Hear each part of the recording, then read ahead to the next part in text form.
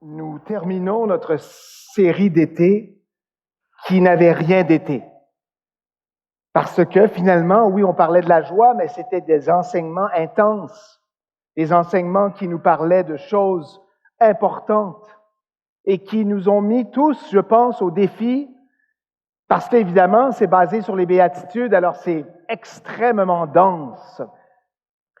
Et donc, aujourd'hui, nous finissons dans le même ton que cette étude de tout cet été, avec une béatitude absolument renversante, peut-être la plus complexe, la plus délirante de toutes les béatitudes, celle qui me met, vous met probablement le plus au défi, la béatitude où on est mis au défi de trouver joie, bonheur, satisfaction, makarion, ce qui est une abondance de satisfaction et de joie, au cœur de l'épreuve, au cœur de la persécution, au cœur de la souffrance. Le titre de notre étude cette semaine, « Réjouissez-vous, votre récompense sera grande dans les cieux. Réjouissez-vous, votre récompense sera grande dans les cieux. » 10 enseignements sur la joie. 10 enseignements qui nous ont amenés à voir finalement le paradoxe total du bonheur en Christ. Je vous les relis, Isabelle, si tu peux les trouver, les béatitudes. Matthieu chapitre 5, verset 3. Heureux les pauvres en esprit, car le royaume des cieux est à eux. Heureux les affligés, car ils seront consolés. Heureux les débonnaires, car ils hériteront la terre. Heureux ceux qui ont faim et soif de la justice, car ils seront rassasiés. Heureux les miséricordieux, car ils obtiendront miséricorde. Heureux ceux qui ont le cœur pur, car ils verront Dieu. La semaine passée, heureux ceux qui procurent la paix, car ils seront appelés fils de Dieu. Et aujourd'hui, heureux ceux qui sont persécutés pour la justice, car le royaume des cieux est à eux. Heureux serez-vous lorsqu'on vous outragera, qu'on vous persécutera et qu'on dira faussement toutes sortes de mal à cause de moi. Réjouissez-vous et soyez dans l'allégresse, parce que votre récompense sera grande dans les cieux. Car c'est ainsi qu'on a persécuté les prophètes qui ont été avant vous. Seigneur Jésus, c'est un paradoxe total. C'est incompréhensible pour nous qui ont tellement peur de souffrir, qui ont tellement peur d'être persécutés, qui ont tellement peur d'être rejetés, d'être haïs. Oh Seigneur, on cherche le bonheur. Peut-être cherchons-nous le bonheur au mauvais endroit, mais ce, constamment.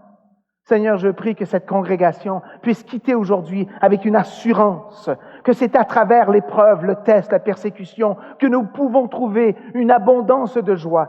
Comme notre Seigneur qui, on a vu la semaine passée, avait les yeux sur le but, la croix, mais évidemment ce qu'il y a après. Il a enduré la croix pour la joie qui était devant lui. Seigneur, nous te demandons de nous parler puissamment, de te révéler à nous. Et c'est au nom de Jésus que nous prions. Amen. Le texte sœur dans Luc, on saute tout de suite à 6,42, Luc 6,42. Le texte sœur de Matthieu 5, Luc 6,42. Heureux serez-vous lorsque les hommes vous haïront. Impensable. Lorsqu'on vous chassera, vous outragera et qu'on rejettera votre nom comme infâme à cause du Fils de l'homme. Écoutez, haï de tous, à cause de son nom. Voilà ce que Jésus nous propose. Que vous serez haïs, rejetés, mais ce, sans perdre de cheveux. Vous savez que durant les moments de grand stress dans nos vies, avec l'âge aussi, nous commençons à perdre nos cheveux. C'est comme l'anxiété de la mort imminente, mais où, dans des moments de grand trouble, vous pouvez perdre. Mais la Bible nous dit que non. Luc 21, 12, 19. Regardez ce que Jésus nous dit. Mais avant tout cela, on mettra la main sur vous. Hein? Il y a vraiment une promesse ici. Et l'on vous persécutera. On vous livrera aux synagogues, on vous jettera en prison, on vous mènera devant des rois et devant des gouverneurs à cause de mon nom. Cela vous arrivera pour que vous, prochaine, serviez de témoignage. Mettez-vous donc dans l'esprit de ne pas préméditer votre défense, car je vous donnerai une bouche et une sagesse à laquelle tous vos adversaires ne pourront résister ou contredire. Vous serez livrés même par vos parents, par vos frères, par vos proches, par vos amis, et ils feront mourir plusieurs d'entre vous. Vous serez haïs de tous à cause de mon nom, mais il ne se perdra pas un cheveu de votre tête. Par votre persévérance, vous sauverez vos âmes. Il y a toujours une espèce de promesse paradoxale. Vous serez sauvés, vous ne perdrez pas de cheveux, donc vous ne serez pas dans une anxiété extrême, mais vous serez haïs même par vos parents, vos enfants, les gens les plus près de vous. Vous serez dans la souffrance. Jésus confirme clairement que comme lui, nous serons persécutés. Jean 15, 20, 21. Vous connaissez le passage? Souvenez-vous de la parole que je vous ai dite. Le serviteur n'est pas plus grand que son maître. S'ils m'ont persécuté, ils vous persécuteront aussi. S'ils ont gardé ma parole, ils la garderont aussi la vôtre. Mais ils vous feront toutes ces choses à cause de mon nom, parce qu'ils ne connaissent pas celui qui m'a envoyé. Là, tu peux te poser la question, mais attends une seconde. On est au Québec en 2019, je ne suis pas persécuté, ou à peine. Bon, évidemment, ça ouvre une autre porte, le fait que peut-être les gens ne savent pas que vous êtes chrétien. Mais vous devez bien comprendre que la persécution est une expression de la souffrance en tant que chrétien.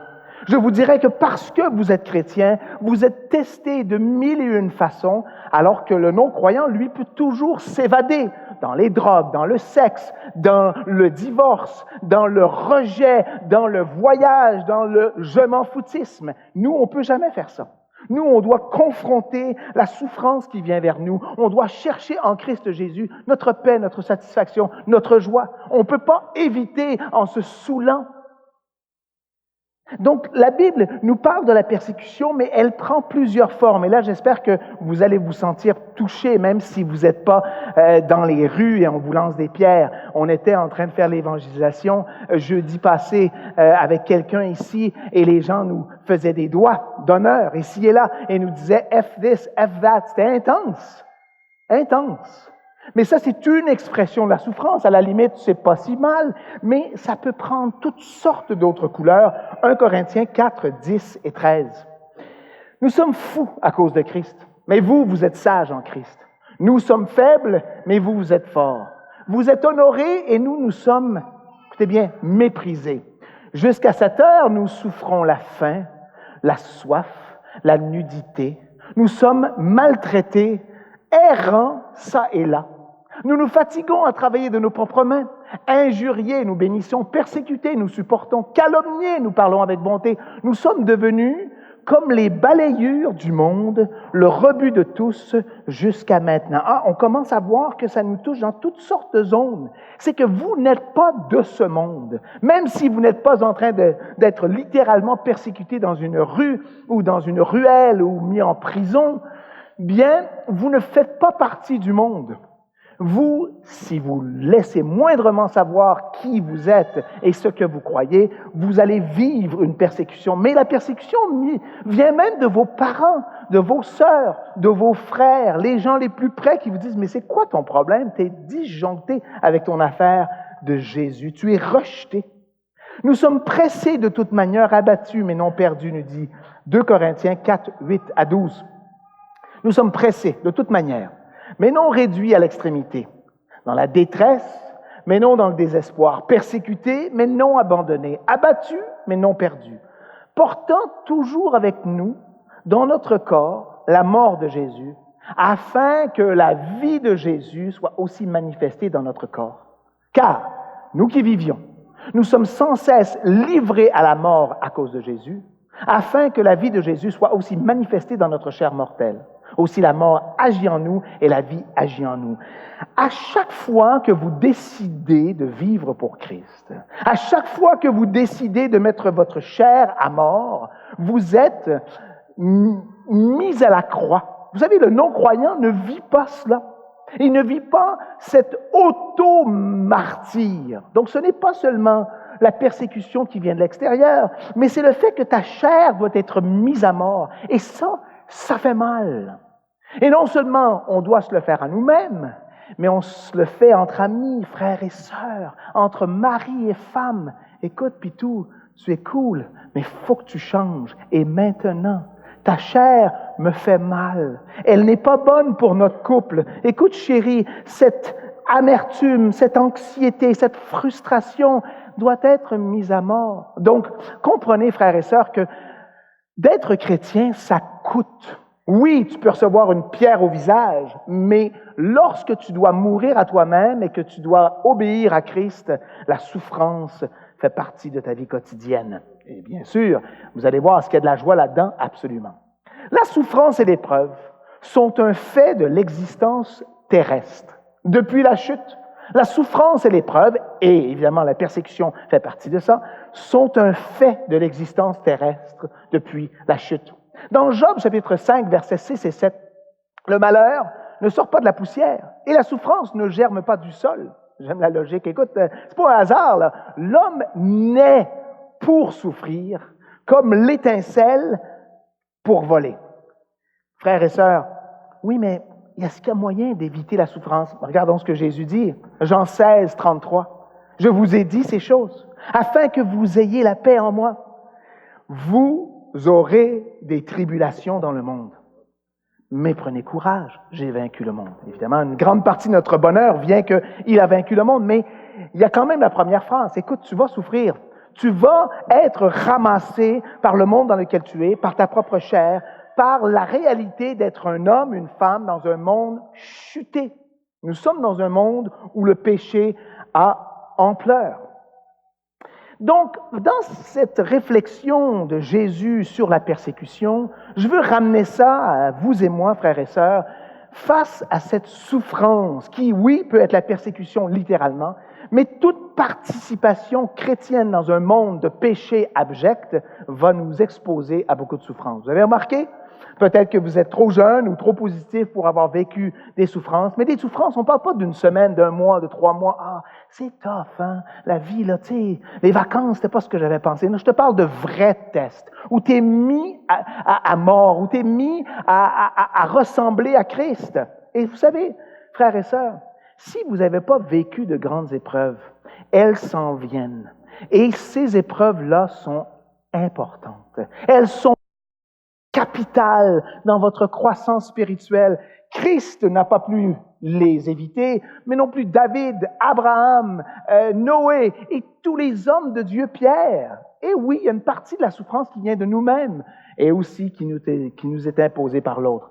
Il y a un pasteur et un auteur prolifique, qui nous donne un des meilleurs schémas, ça fait longtemps que je lis sur la souffrance, un des meilleurs schémas en 8 points pour expliquer pourquoi Dieu autorise les épreuves et les persécutions dans nos vies. Je propose de vous partager ces 8 points-là que je trouve absolument impeccables. Numéro 1, pourquoi Dieu permet les souffrances dans nos vies? Numéro 1, on les a à l'écran. Numéro 1, les épreuves viennent tester la force de notre foi. Évidemment, si vous voulez mettre le mot persécution, vous pouvez, c'est la même source. La même résultante, persécution, épreuve, test, vous amène à ressembler à Jésus. Mais numéro 1, les épreuves viennent tester la force de notre foi. Peut-être qu'à cet automne, il y a des choses qui vont se passer dans votre vie qui vont être intenses. Alors, essayez de réfléchir comment Dieu va agir là-dedans. 2 Chroniques 32, 30b et 31.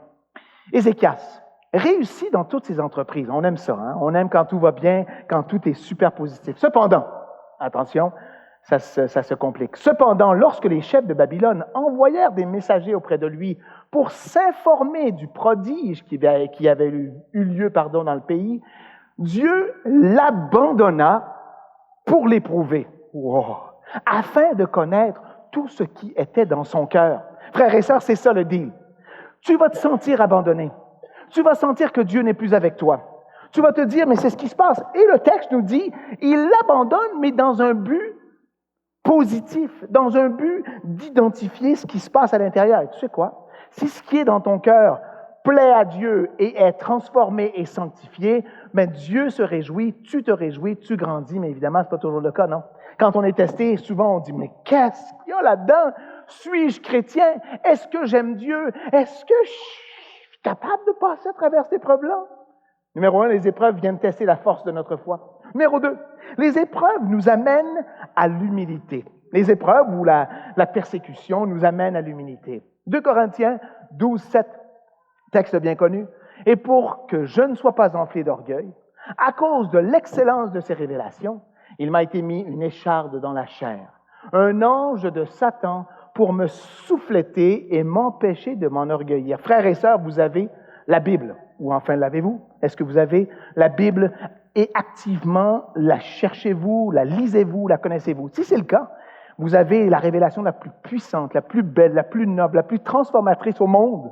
Donc, vous êtes extrêmement choyés et vous pouvez devenir très orgueilleux. Ouais, moi j'ai la vérité, toi tu t'en vas en enfer, pas moi. Tu peux devenir très, moi je suis pasteur, toi qu'est-ce que tu fais? Tu travailles dans une compagnie. Tu peux devenir complètement disjoncté. Et Paul, évidemment, était à risque. Nous sommes tous à risque en tant que chrétiens, de juger le non-croyant comme ci, comme ça, ceux qui sont plus bas sur Sainte-Catherine. Oh, regarde ça, comment ils vivent. Attention, attention. Les épreuves vont venir pour que vous soyez attentionnés et tendres envers ceux qui sont encore pris dans le monde ou ceux qui sont plus faibles que vous. On voit cela, les épreuves nous amènent à l'humilité. Numéro 3. Les épreuves dans notre vie sont là pour nous sevrer des choses matérielles. On aime-tu nos bébelles?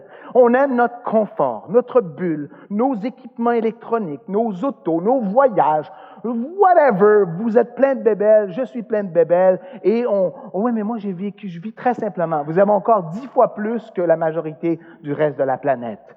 J'étais dans une boulangerie sur l'île d'Orléans, que c'était agréable, j'avais conduit ma petite bagnole, et on est là, on prend un petit café, on est vraiment dans l'abondance. J'entends, mais qu'est-ce que je vois? Un hélicoptère qui se pose sur le bord de la plage. Le gars, super beau, avec son fils, son chien, ils viennent à la même boulangerie que moi, en hélicoptère. Non, mais Pinouche, moi je suis loser, pas à peu près, avec ma petite bagnole qui me prend 3 heures de Montréal. Tu comprends? On aime les bébelles, je la voulais l'hélicoptère, mais tu comprends, on veut toujours plus. Dieu veut nous sevrer de ça. Et bien sûr, c'est peut-être pas le matérialisme, ça peut être la sécurité, ça peut être ton compte de banque, ça peut être ta retraite, ça peut être, je sais pas quoi, ta maison en banlieue. Dieu veut te sevrer de ça. Hébreux 11, 24, 26. C'est par la foi que Moïse, devenu grand, refusa d'être appelé fils de la fille de Pharaon, aimant mieux être maltraité avec le peuple de Dieu et d'avoir pour le temps la jouissance du péché.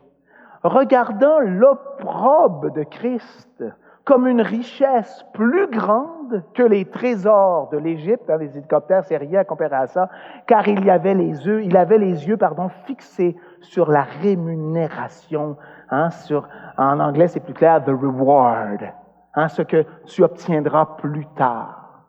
Mon frère et ma sœur, si tu te fais ramasser, c'est que pour que tu perdes le goût de tout ce qui est autour de toi. Mais tu sais, je m'en fous de mes bébelles. Je veux être en toi. Je veux te ressembler. Je veux être comme toi, Jésus. Allez, fais ta job, parce que je t'ai écœuré de me voir moi. Numéro 4. Les épreuves, et ça va en lien avec ce qu'on vient de dire, nous appellent à un espoir éternel. Les épreuves nous appellent à un espoir éternel. Romains 8, 22, 25. Or, nous savons que jusqu'à ce jour, la création tout entière soupire et souffre les douleurs de l'enfantement. On s'entend?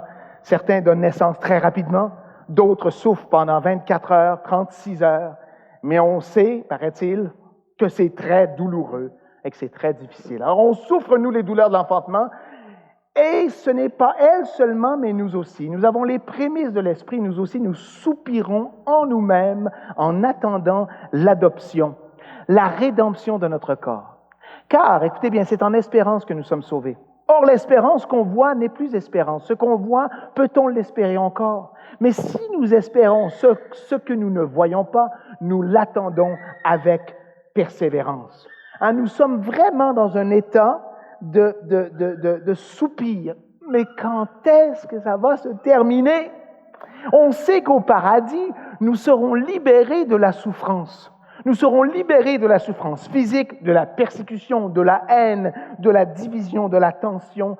Et tout ce qui se passe à l'intérieur de nous seront terminés au paradis. 2 Corinthiens 4, 16, 18. C'est pourquoi nous ne perdons pas courage. Et lors même que notre être extérieur se détruit, notre homme intérieur se renouvelle de jour en jour. Écoutez bien, car nos légères afflictions du moment présent produisent pour nous, au-delà de toute mesure, un poids éternel de gloire. Parce que nous regardons non point aux choses visibles, mais à celles qui sont invisibles, car les choses visibles sont passagères et les invisibles sont éternelles. Donc, tu perds l'intérêt des choses matérielles, tu détournes ton regard vers le Christ, Colossiens chapitre 3, tu regardes en haut, tu cherches ton Seigneur et tu as hâte qu'il revienne. Bien sûr, j'ai hâte du retour de Christ et je crois vraiment dans son retour imminent, mais je sais que sur cette terre, nous devons trouver notre bonheur. Nous devons trouver notre joie en attendant de se retrouver dans sa présence. Donc, on ne peut pas dire « Ah, je serai heureux au paradis et maintenant je suis amer, misérable, tendu, frustré et je suis un exemple mauvais pour le Seigneur. » Numéro 5. Les épreuves révèlent ce que nous aimons vraiment. Les épreuves révèlent ce que nous aimons vraiment. C'est une question d'amour. C'est une question de passion. Moi, je suis un gars passionné, je pense que ça se voit. Plusieurs d'entre vous, vous êtes des passionnés, vous êtes des intenses. Vous êtes passionnés? Pourquoi? Nous sommes passionnés. Pourquoi? Puis ce n'est pas parce que je parle ici que je suis nécessairement passionné pour Jésus. Hein? La corrélation n'est pas évidente. La corrélation, elle est dans mon cœur. Genèse 22, 9 à 12. Lorsqu'ils furent arrivés au lieu que Dieu lui avait dit, Abraham y éleva un autel et rangea le bois. On connaît l'histoire. Il lia son fils Isaac et le mit sur l'autel par-dessus le bois. Puis Abraham étendit la main et prit le couteau pour égorger son fils. Alors l'ange de l'Éternel l'appela des cieux et dit, Abraham, Abraham. Et il répondit, me voici. Écoutez bien. L'ange dit, n'avance pas ta main sur l'enfant et ne lui fais rien. Car je sais, et ça tu veux entendre ça de la part de Dieu, je sais maintenant que tu crains Dieu et que tu ne m'as pas refusé ton fils, ton unique. Qu'est-ce que tu refuses à Dieu? Qu'est-ce que tu retiens de Dieu?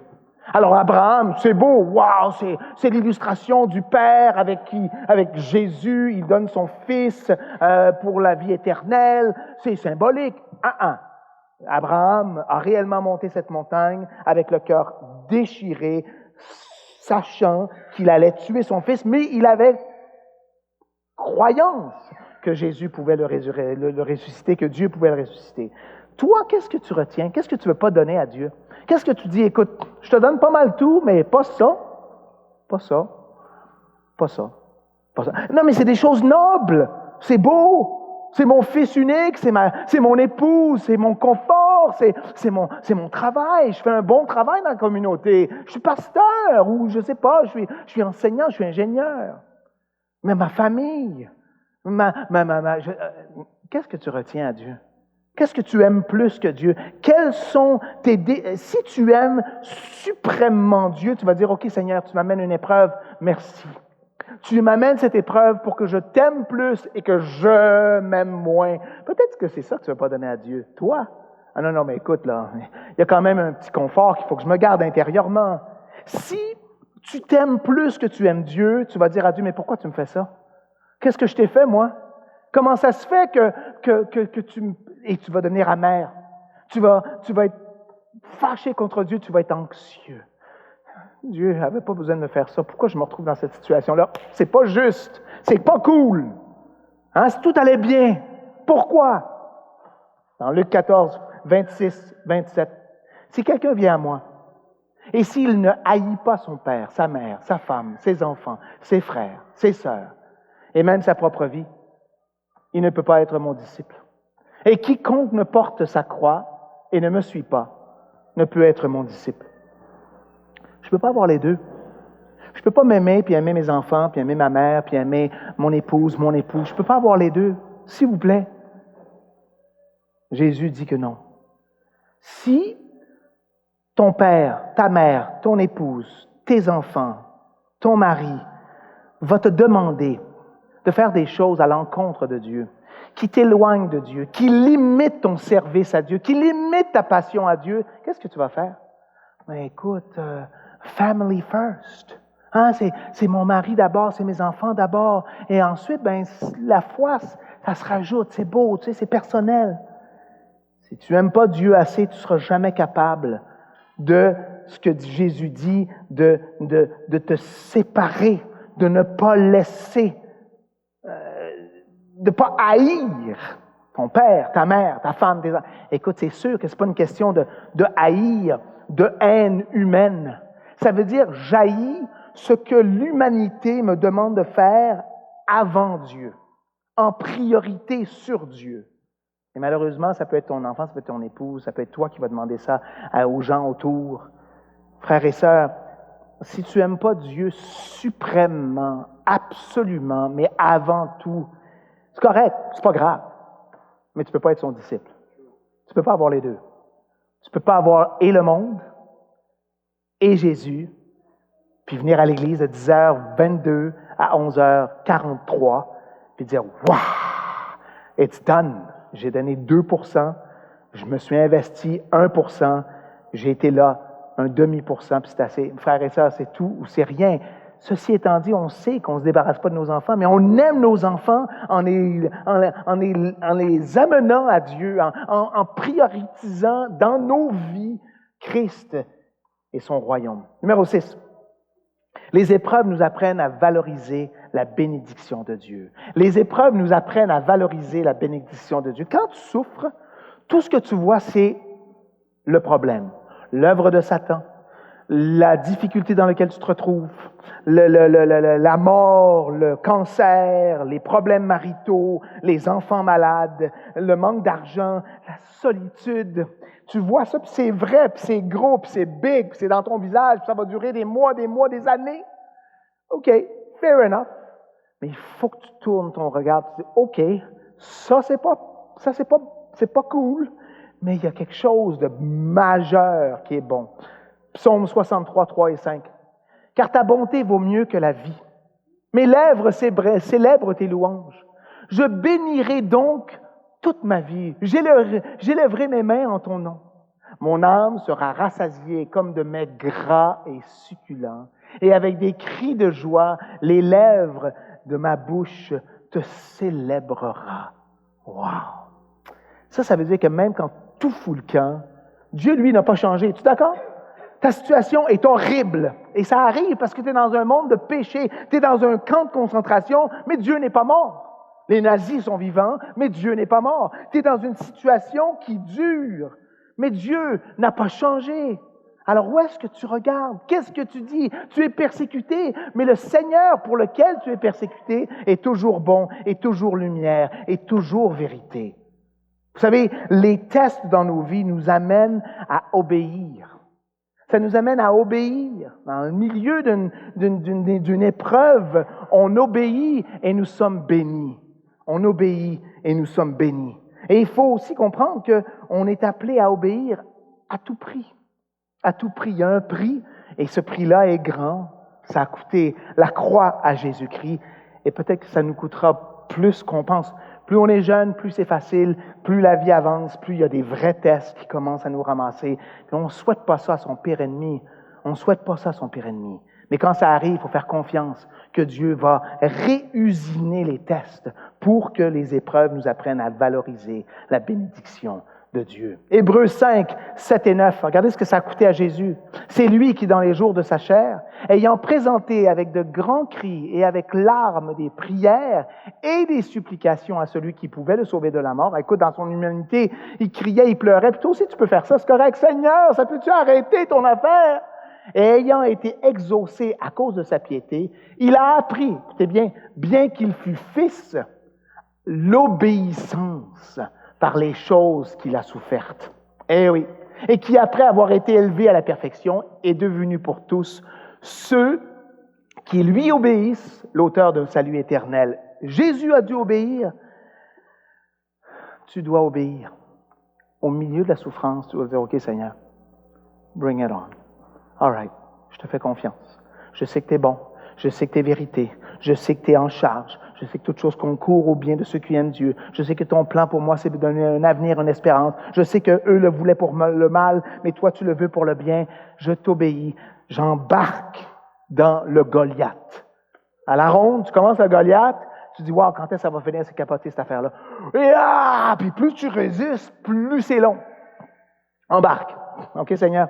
Quand arrive, à la fin, tu vas voir que tu vas avoir survécu. Ça peut être 1 an, ça peut être 3 mois, ça peut être 5 ans, 10 ans, 30 ans. Quand tu passes à travers une expérience, il y a une exhilaration, je pas si ça se dit, il y a une joie abondante qui vient de l'obéissance. Wow! J'ai accepté.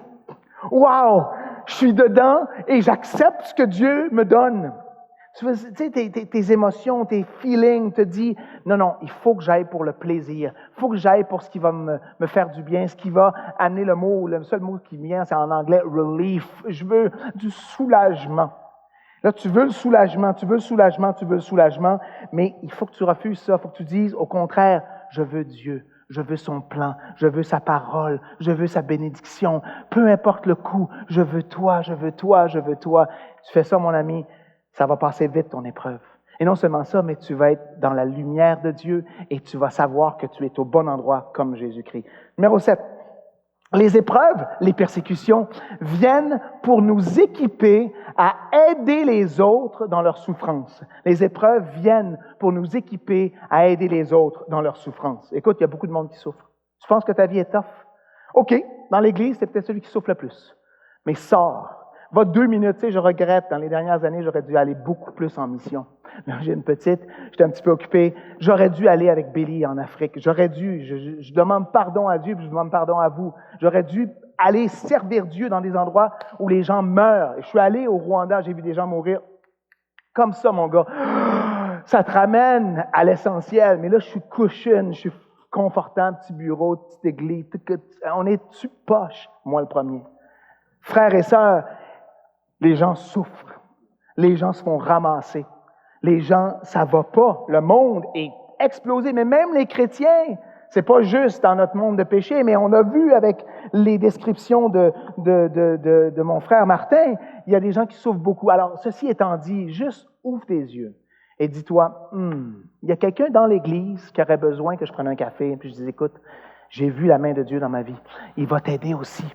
Frères et sœurs, c'est pour ça qu'on fait du discipulat, c'est que toi, tu as appris quelque chose dans ton épreuve pour la fille à côté, le gars à côté. Écoutez, si vous gardez vos antennes, vous allez voir que plusieurs d'entre vous, vous avez vécu des épreuves intenses et l'un et l'une, vous vivez des choses côte à côte et là, tu peux te concentrer sur toi puis dire « Oh, je suis persécuté! » Ou tu peux dire « Wow, man, il y a des gens qui pourraient bénéficier de ce que j'ai appris en Christ Jésus. » Luc 22, 31, 32, puis « I'm not making that up ». Regardez bien. Le Seigneur dit « Simon, Simon, Satan, j'aime pas le vous, mais Satan t'a réclamé pour te cribler comme le froment. Mais j'ai prié pour toi, afin que ta foi ne défaille point. » Regarde bien. « Et toi, quand tu seras converti, affermis tes frères. Quand tu auras passé à travers l'épreuve, aide les autres, man. » Ça, ce sera notre version moderne.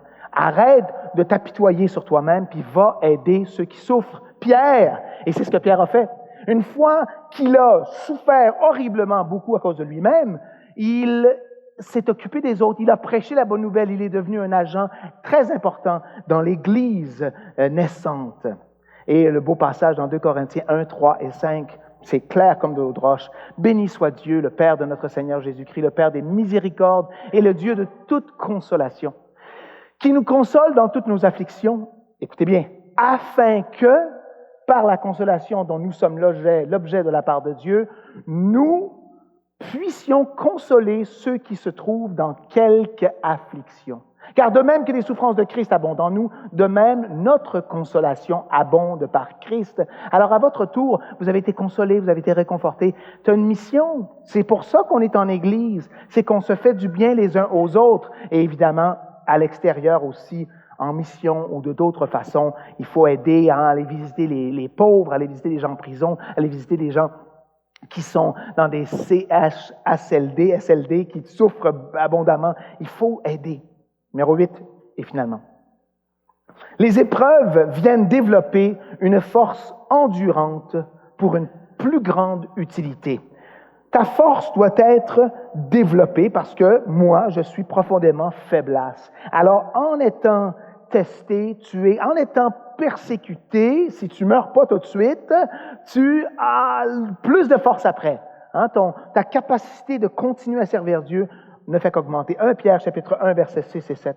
C'est là ce qui fait votre joie. Quoique maintenant, puisqu'il le faut, vous soyez attristés pour un peu de temps pour diverses épreuves, afin que l'épreuve de votre foi, plus précieuse que l'or périssable, qui cependant est éprouvé par le feu, ait pour résultat la louange, la gloire, l'honneur, lorsque Jésus-Christ apparaîtra. Évidemment, ce que ça donne aussi, c'est que tu peux louer, c'est qu'en quelque part, ta capacité de louer Dieu dans l'épreuve augmente de façon exponentielle à travers l'épreuve.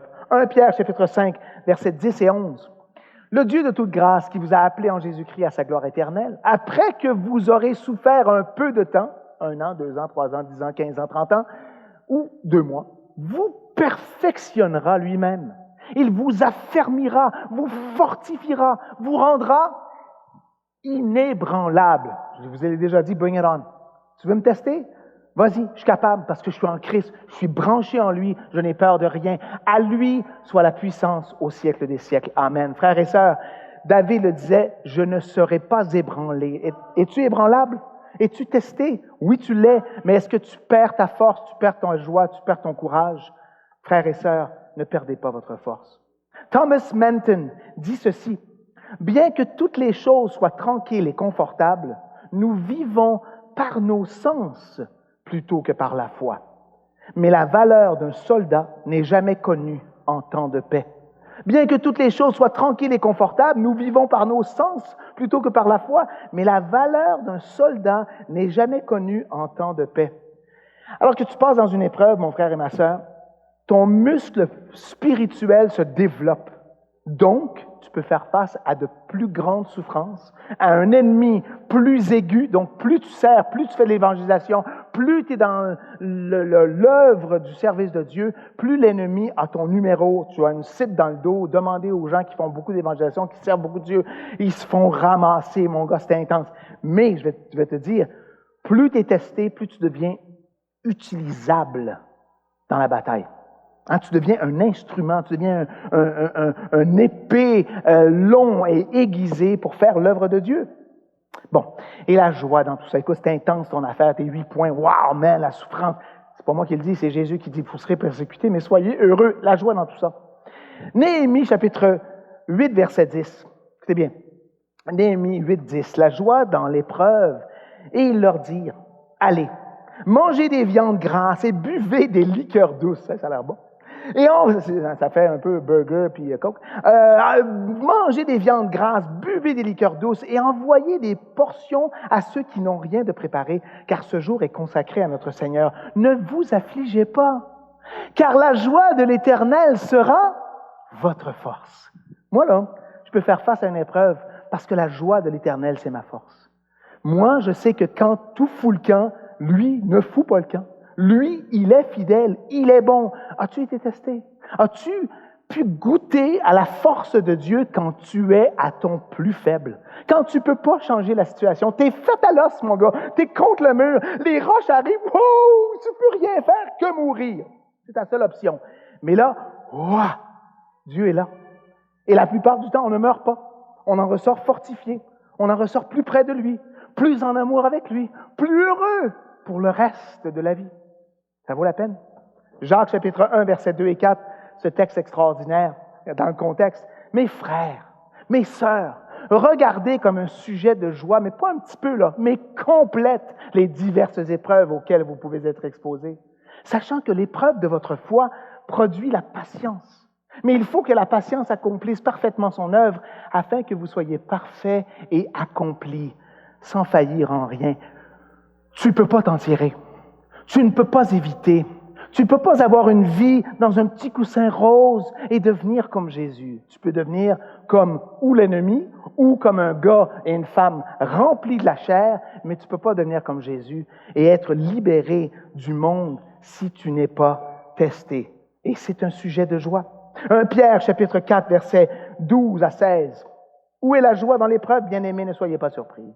Comme d'une chose étrange qui vous arrive, de la fournaise qui est au milieu de vous pour vous éprouver. Verset 13, écoutez bien, réjouissez-vous au contraire de la part que vous avez aux souffrances de Christ, afin que vous soyez aussi dans la joie et dans l'allégresse lorsque sa gloire apparaîtra. Amen. Dans la joie, dans l'allégresse, réjouissez-vous quand tu as part aux souffrances de Christ. Bon, écoutez, dans toutes les béatitudes, il y a le fait que vous serez testés. Heureux ceux qui sont persécutés pour la justice, car le royaume des cieux est à eux. Et là, tu as toujours une promesse, le royaume des cieux est à eux. Et là, on nous dit à la fin que votre récompense sera grande dans les cieux. Wow! Quelle bénédiction promise à ceux qui sont testés, à ceux qui sont persécutés, à ceux qui sont outragés, à ceux qui souffrent, à la plupart d'entre nous, finalement. Le royaume des cieux est à eux. Qu'est-ce que ça veut dire? Le royaume des cieux est à toi. Ah oui, le royaume des cieux, ça veut dire quoi? Écoutez, tu vas recevoir tellement plus que ce que tu as perdu. Tu as une épreuve, ça va pas bien, tu es seul, tu n'as pas d'argent, ça va pas dans ton mariage, tu es malade, les gens autour de toi sont malades, la vie est plate. Tu vas recevoir 1000 fois plus que ce que tu penses que tu perds. Matthieu 10, 28 à 31. C'est ce que Jésus nous dit. Il dit ceci. Pierre se met à lui dire, voici, nous avons tout quitté et nous t'avons suivi. Écoute, j'ai vraiment donné 3% de mon salaire. C'est beaucoup. Hey, t'imagines, j'aurais pu aller en Floride. Jésus répondit, je vous le dis en vérité. Il n'est personne qui, ayant quitté à cause de moi et à cause de la bonne nouvelle sa maison, ses frères, ses sœurs, sa mère, son père, ses enfants, ses terres, ne reçoivent au centuple dans ce siècle-ci des maisons, des frères, des sœurs, des mères, des enfants, des terres, et avec, ça c'est incroyable, avec des persécutions, hein, c'est du bonus, et dans le siècle à venir, la vie éternelle. Plusieurs des premiers seront les derniers, et plusieurs des derniers seront les premiers. Je pense qu'il faut arrêter de vouloir être les premiers. Les premiers dans la vision même chrétienne de ce qu'est un succès. Moi, je pense avoir réussi. J'ai réussi ma vie chrétienne. Arrête de vouloir réussir. Accepte plutôt d'être comme Christ qui, lui, a été mis à la tombe. La résurrection ne peut venir que lorsque tu seras dans la tombe. L'amour de Christ, c'est l'expression de son royaume sur terre. Qu'est-ce que tu obtiens sur terre? Romains 8, 35. Qui nous séparera de l'amour de Christ? Sera-ce la tribulation, l'angoisse, la persécution, la faim, la nudité, le péril ou l'épée? Mais au verset 37, mais dans toutes ces choses, nous sommes plus que vainqueurs par celui qui nous a aimés. Car j'ai l'assurance, et là évidemment dans tout test, il y a toujours un élément spirituel, que ni la mort, ni la vie, ni les anges, ni la domination, ni les choses présentes, ni les choses à venir, ni les puissances, la hauteur, la profondeur, ni aucune autre créature ne pourra nous séparer de l'amour de Dieu, manifesté en Jésus-Christ notre Seigneur. Mon frère et ma sœur, tu penses avoir perdu beaucoup, tu n'as rien perdu. Tu vas tout gagner alors que tu passes à travers l'épreuve, à travers la persécution, tu vas ressortir plus beau, plus en amour, plus aimé par Christ, plus conscient des bénédictions qu'il a pour toi, avec un détachement des choses terrestres et un amour plus fort pour Jésus-Christ, qui est entre autres son amour qui est un cadeau éternel. Écoute, il y a un poids éternel de gloire. On l'a vu tout à l'heure dans 2 Corinthiens 4, 16. C'est pourquoi nous ne perdons pas courage. Quand notre homme extérieur se détruit, notre homme intérieur se renouvelle de jour en jour. Alors, quand il y a quelque chose qui ne va pas physiquement, dis-toi qu'intérieurement, ça va très bien. Alors oui, ça fait mal. Oui, c'est douloureux. Oui, tu ne comprends pas. Oui, tu doutes. Oui, tu te révoltes. Tu peux, mais fais confiance que Dieu travaille à l'intérieur. La pierre fait mal, mais ultimement, ce qui t'amène près de lui, c'est que tu acceptes de mourir à toi-même pour lui. Tu vas voir que tu es digne du royaume de Dieu. 2 Thessaloniciens 1, 4 à 5. C'est ça quand on dit « Tu obtiendras le royaume des cieux ». Aussi nous glorifions-nous de vous dans les églises à Dieu, à cause de votre persévérance et de votre foi au milieu de toutes vos persécutions et des tribulations que vous avez à supporter. Écoutez bien, c'est une preuve du juste jugement de Dieu pour que vous soyez jugés dignes du royaume de Dieu pour lequel vous souffrez. Écoute, il faut finalement que, on peut dire, wow, man, lui, elle a passé à travers cette épreuve-là, elle est digne du royaume de Dieu. Donc, on représente bien Jésus. On n'est pas quelqu'un qui est fragilisé dans le milieu de l'épreuve, mais on est assis sur les connaissances de Christ. Écoute, c'est pas facile, mais Dieu nous le dit avec amour, je vais vous bénir. Tu seras couronné de vie. Couronné de vie, frères et sœurs. Veux-tu autre chose qu'une couronne de vie? L'Apocalypse, chapitre 2, verset 10, nous dit clairement, ça va être tough. C'était tough dans le temps de Jésus, puisqu'il allait avoir 10 persécutions en ligne par les Romains, et aujourd'hui, ça va de mal en pis.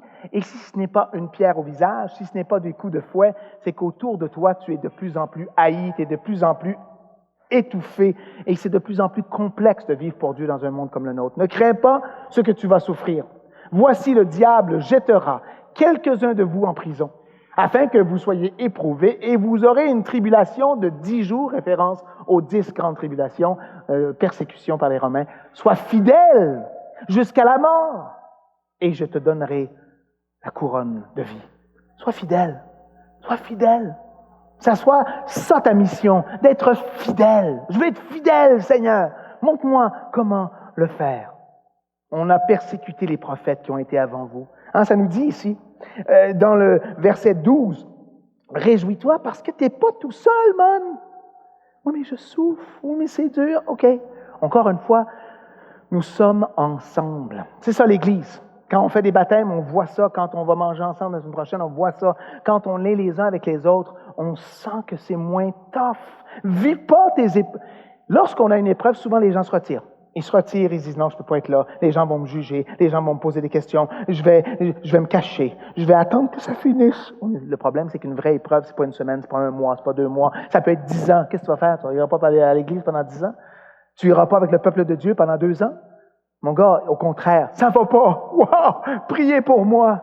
J'ai besoin de votre amour. J'ai besoin de votre support. Hébreux chapitre 11, versets 36-37.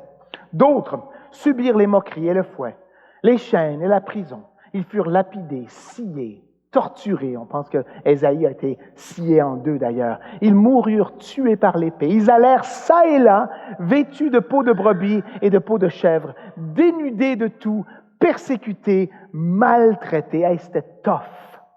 Alors encore une fois, il y a des chrétiens aujourd'hui qui vivent ça, mais je ne sous-estime pas vos tests. Je ne sous-estime pas les tests des chrétiens nord-américains qui sont, à cause de leur chair et du monde autour, dans des épreuves très dévastatrices, très anxiogènes. Écoutez, tu n'es pas seul. Tu es entouré d'une nuée de témoins. Sois pas découragé. Sois pas découragé. Vous connaissez le passage, Hébreux 12, 1-3. Après la description de tous ces gens-là qui souffraient, regarde, nous donc aussi, hein, Calvary Chapelites, là, nous autres, la gang, là, nous sommes environnés d'une grande nuée de témoins, des chrétiens partout, dans le monde. Nous sommes tous ensemble. Rejetons tout fardeau et le péché qui nous enveloppe si facilement et courons avec persévérance dans la carrière qui nous est ouverte. Et là, évidemment, ayant les regards sur Jésus, le chef et le consommateur de la foi, qui, en vue de la joie qui lui était réservée, on a vu ça la semaine passée, a souffert la croix, méprisé l'ignominie et s'est assis à la droite du trône de Dieu. Considérez, c'est bien, et ça on voit moins ce verset-là, considérez en effet celui qui a supporté contre sa personne une telle opposition, Jésus-Christ, de la part des pécheurs, afin que vous ne lassiez point l'âme découragée. Jésus a enduré ça, considère qu'il a vécu tout ce que tu as vécu, mais sans péché. Sois pas découragé. Frères et sœurs, es-tu épuisé? Es-tu tanné? Es-tu brisé? Es-tu déçu? Sois pas découragé. On est avec toi. Même si tu ne nous parles pas de ce que tu vis, on est avec toi. Tu n'es pas seul. Et quand je dis on, c'est Christ, c'est tous les hommes et les femmes qui sont morts avant toi, c'est les chrétiens de partout de la planète qui ont compassion et qui prient les uns pour les autres. Je conclus, il nous reste 2-3 minutes, je conclus avec une prière pour vous, pour moi. 3 prières. Je prie ceci. Frères et sœurs, tu te fais ramasser, tu te fais persécuter, tu es troublé, tu es dans un test. Je prie premièrement que vous ayez recours à Dieu, lui exposant votre cause. Ayez recours à Dieu, lui exposant votre cause. Job chapitre 5, verset 8. Job 5, 8. Pour moi, j'aurai recours à Dieu. Et c'est à Dieu que j'exposerai ma cause. Il fait, écoutez bien, dans ton test, souviens-toi de ça, il fait des grandes choses insondables et belles, des merveilles sans nombre. C'est bien. Il répand la pluie sur la terre et envoie l'eau sur les campagnes. Il relève les humbles, il délivre les affligés, il anéantit les projets des hommes rusés et leurs mains ne peuvent les accomplir. Il prend les sages dans leur propre ruse et les desseins des hommes artificieux sont renversés. Il rencontre les ténèbres au milieu du jour. Il tâtonne en plein midi comme dans la nuit. Ainsi Dieu protège le faible contre leurs menaces et le sauve de la main des puissants. Il ne t'a pas abandonné. Présente-lui tes craintes, expose ta cause, aie recours à Dieu et évidemment à rien d'autre. Numéro 2, ma prière pour vous, pour moi, pour toi. Conduisez-vous, conduis-toi d'une manière digne et demeure ferme. Conduis-toi d'une manière digne et demeure ferme. Philippiens chapitre 1, versets 27 et 30 seulement.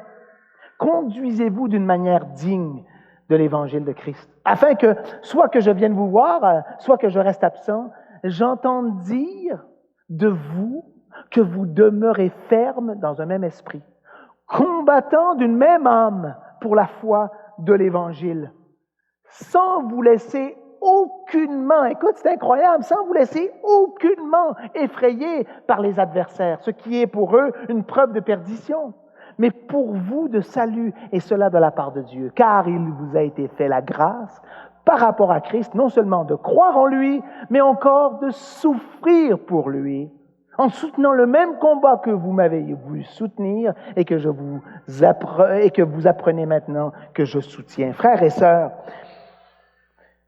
tu vas te faire ramasser. L'ennemi est après toi. Et tu es dans un monde de péché. Et le péché habite en toi. Et tu dois absolument et de façon inconditionnelle te conduire d'une manière digne et demeurer ferme. Pour que les gens puissent dire, les chrétiens sont différents. Ils ne souffrent pas comme nous, parce qu'il va pleuvoir sur les chrétiens et les non-croyants. Mais nous devons nous tenir fermes en Jésus-Christ. Est-ce que c'est ton cas? Est-ce que tu es capable? Est-ce que tu veux cela? Et finalement, ma dernière prière pour toi, pour moi, pour nous. Numéro 3. Souvenez-vous de Jésus-Christ. Persévérez. Soyez diligents. Soyez diligents. 2 Timothée 2, 8 à 13 et 15. C'est beaucoup de versets, je sais, mais j'ai rien d'autre à dire.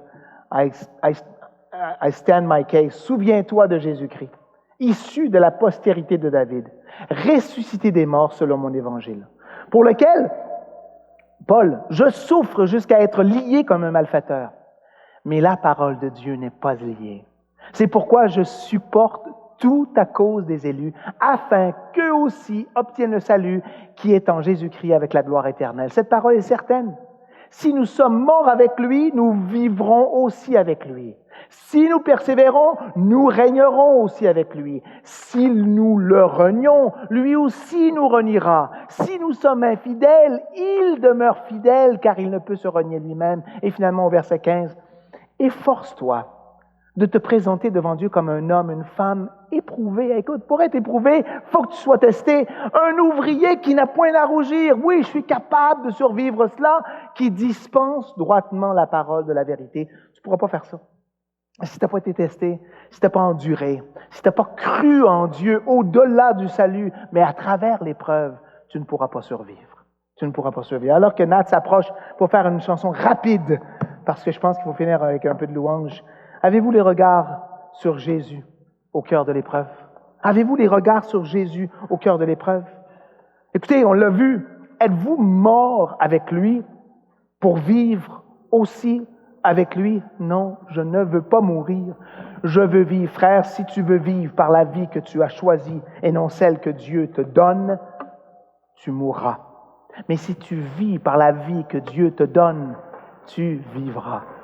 Frères et sœurs, ça a été une joie de passer à travers les béatitudes cet été avec vous, mais je m'attends à ce que nous soyons plus heureux, plus confiants, plus assurés de la bonté et de l'amour. It's been a joy to pass through the Beatitude with you, and I expect us, as a church, to be more joyful and more confident in Christ Jesus. Now you know that even in trials, it is for His glory and for your growth. Vous savez qu'à travers l'épreuve, vous pouvez devenir plus comme lui. Soyons confiants, soyons assurés du chef et du consommateur de notre foi. He is the one who has accomplished all. Keep your eyes on Him. If you do not know Jesus, you can't survive. You're on your own.